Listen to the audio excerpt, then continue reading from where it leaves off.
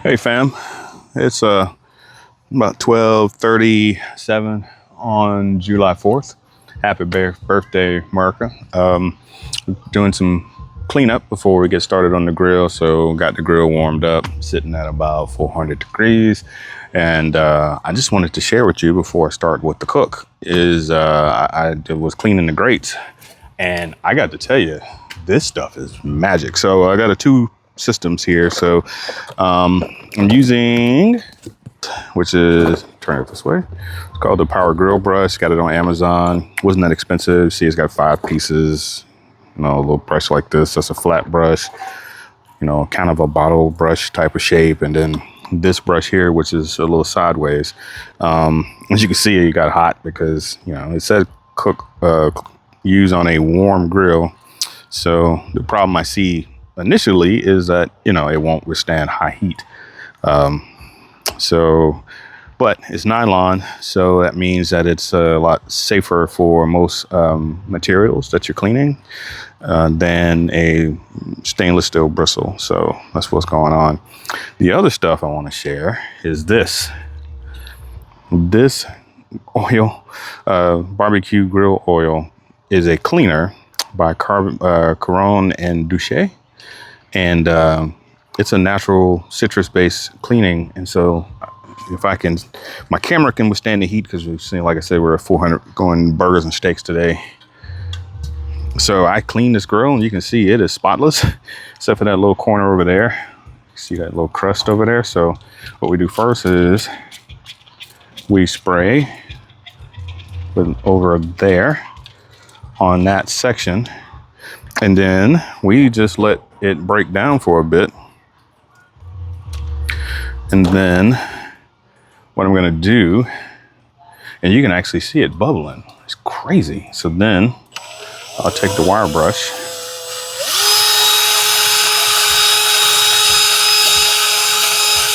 Oh, this is hot. And run over it. Now I'm doing this with one hand, so it's a little difficult, but the improvement is crazy.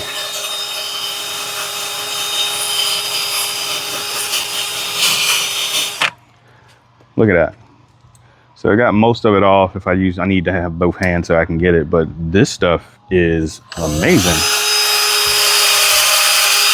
And this round brush, besides getting in between the grates like this, it allows you to get in the corners if you have a round grill, so you can get around on the edges, which is always hard to get to.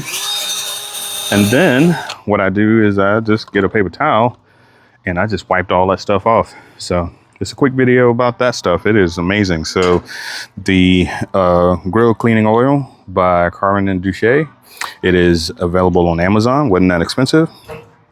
And then get you a Brillgress set. This isn't that expensive, thank God, because again, those bristles are gonna wilt in the heat, and so that's gonna cause you some problems. All right, guys, I'll holla. Something else we're working with today is our Chef IQ thermometers. So I used the meters before, but I'm using the Chef IQ today. So what I'm gonna do is see what these guys look like. So it has both Bluetooth and Wi-Fi, so has supposedly great range. All the reviews have been pretty good, so I'm gonna let you know if it's good or bad. All right, guys, I took the steak off so that I can let it rest before I do the searing stage.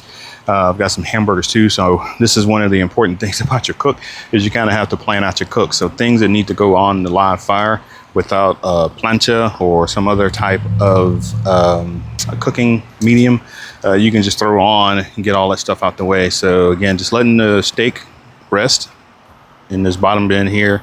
My brown is for cooked meat, the red is for uncooked meat. So right now I just got the wings on and finishing up the sausage. Sausage is just about done, so we'll let those guys go for a little bit. Also, when I'm done with this, I'll throw the steaks back on. Well, I'm gonna put the chicken on. I have some more jerk seasoned chicken with some Wackerwood jerk seasoning.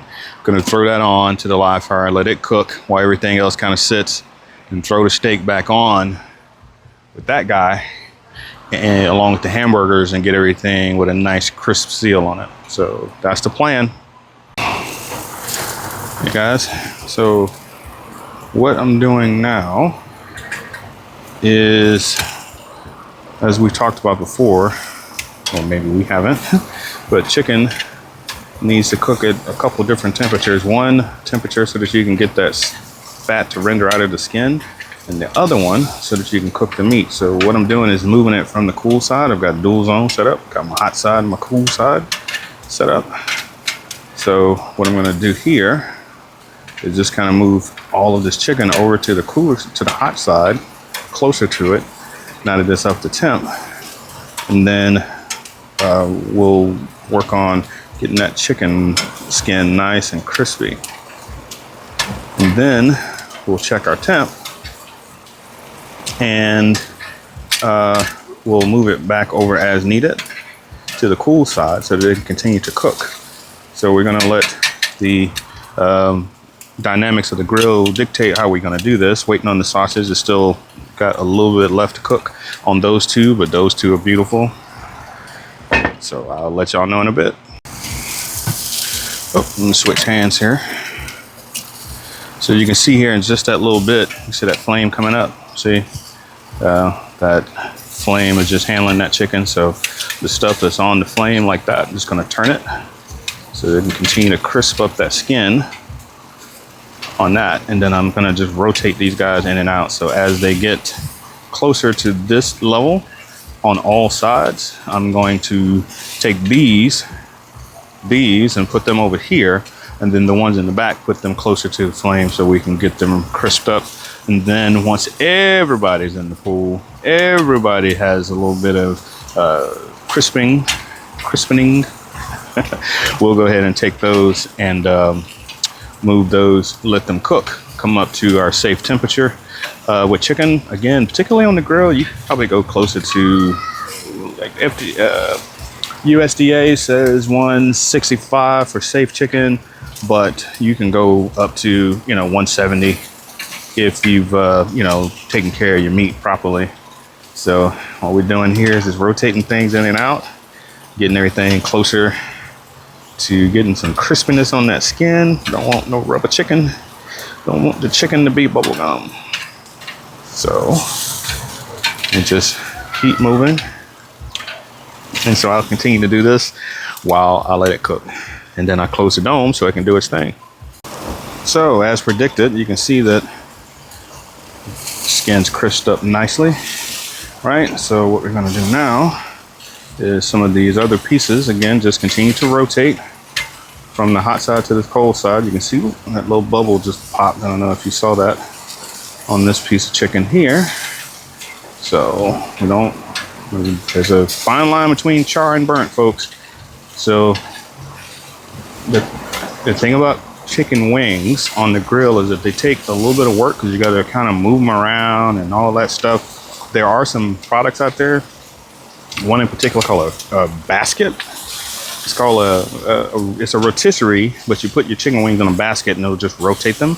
That might be a good idea if you don't want to keep turning your wings. It'll just, turn them and they baste in their juices. But again, just making sure we get everything kind of tossed and turned, paying attention to every single wing. Like, see that big bubble right there? I don't know if you can get a glimpse on it. So that's a big bubble of air and fat. So what we want to do is get him closer to the rim where things are hot, and then we'll just keep rotating. So anything that looks like these guys all the way around, they go on this side so they can cook but not burn up. That's where we at. So one of the things, guys, I want to show you is a trick I learned from the great Steve Reichling. And what he did is he, on a day like today, just get some ice and some water, and then what I'm going to do off camera is I'm going to put this pan underneath this pan so that this pan keeps this pan cool, because I don't want the chicken to get to danger zone, unsafe temperature before we put it on. So that's one way to keep that from happening. But with uncooked food is that you use double pans like this. So as soon as I stop the recording here, I'm going to flip this over, put this guy under here, and that'll keep it nice and cool. So as per usual, weatherman was wrong. Said it wasn't supposed to rain until this afternoon, and It is 12:40 in the afternoon, so yay, 4 hours early. But in any case, what I wanted to show you guys with this is I've taken off most of the wings, separated the ones that are more closer to brown skin as opposed to light skinned. So I still have some Tracy Ellis Ross on this side, little Halle Berry on this side.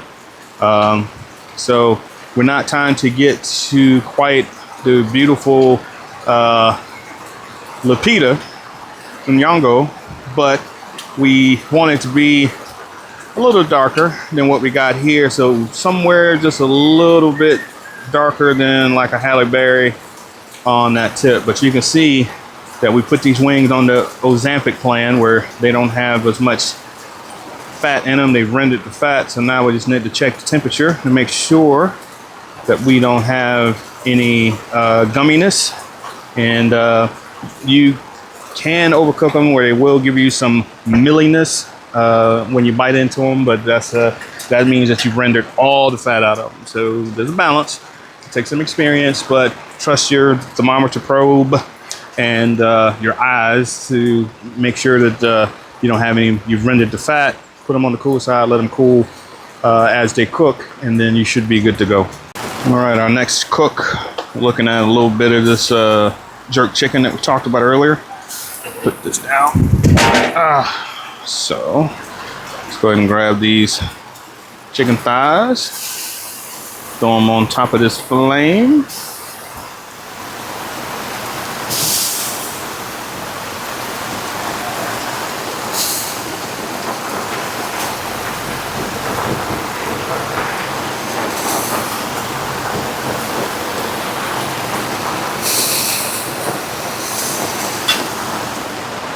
And now we cooking.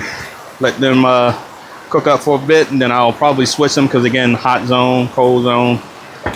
And we'll see what we got, and maybe I can get it drain for a bit. Just chilling in the rain. Just got my notification that from the Chef IQ thermometer. It's time to flip the chicken. So I'm going to do that now. Oh, let's see what we're looking at.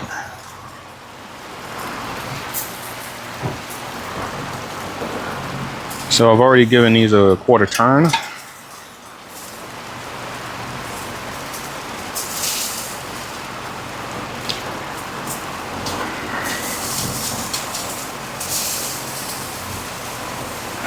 As you're trying out my new flipper, it's a custom piece that I ordered off of a nice gentleman from Etsy, I believe, or eBay, one of the two. And so far, so good. Getting used to it. So, got everything flipped, and we'll see where we are. Let's get this puppy off that grate. Let's put it over here a little bit. There we go. There we go.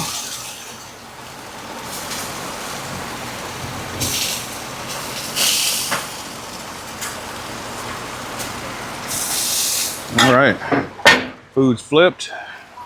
We'll see on the other side, literally. Sorry, my neighbors have kids and they're screaming, having fun. So according to the Chef IQ, I have about 15 minutes left on my cook, flipped it. So let's take a look and see what we're looking at with our eyeballs. My sense of smell is telling me it's done, but it'll lie to you because chicken, there is no medium well for chicken. So let's take a look and see. Oh yeah, that is gorgeous jerk chicken thighs right there. I don't know if you guys can hear that, but it is doing its thing. So one of the things I'm going to do now is I'm going to rotate the chicken to get the stuff on the back end to the hotter side. And again, just like we did with the wings, so that we can have a nice consistent cook. Okay, fam, let's take a look here at our gorgeous jerk chicken. So let's take a look. Oh my goodness, wow, look at that. Look at this thigh right here. And again, I'm a man that loves good thighs, so there's that.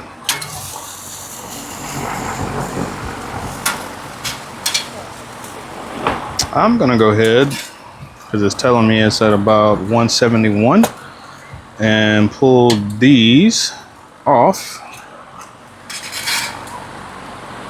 because carryover will take me to rest. That guy still says that it's at about one. Get this little guy. I thought you was gonna escape. Says he's about 160 internal at the fat meat part, so I'm gonna hold on to that. Hold on. Sorry. Trying to do this with one hand is kind of tough. So with that, I'll go ahead and conclude this cook, and we look like we are doing splendidly. So the next thing for us is to sear off the steaks to get a nice crust on them. That guy right there. And then we'll put the hamburgers on, and then we should be good to go. All right, so what I've done is take the plancha, the 4-in-1 griddle, and I place it on the grill so it can heat up. So I'll check with my infrared and see if we've gotten any temperature in yet. Probably not. It's like ice cold sitting out. So we're reading at about 131 right there in the center. Let's see if we read over here. We're looking at about 155, so it's starting to come up to temp. Remember, it was raining, so we'll wait for that water to evaporate. It'll be another good indicator that it's starting to heat up. And then I'll go ahead and grease it up. Probably put some onions on there to get that non-stick on, and then we'll see where we're at from there. All right, so after much further ado, I've taken so I got some avocado oil, threw it on top of the griddle. Also got a little bit of this Wagyu beef tallow and threw it on there. And now I'm gonna do, just letting it come up to temperature. Grab a little bit of just garlic butter.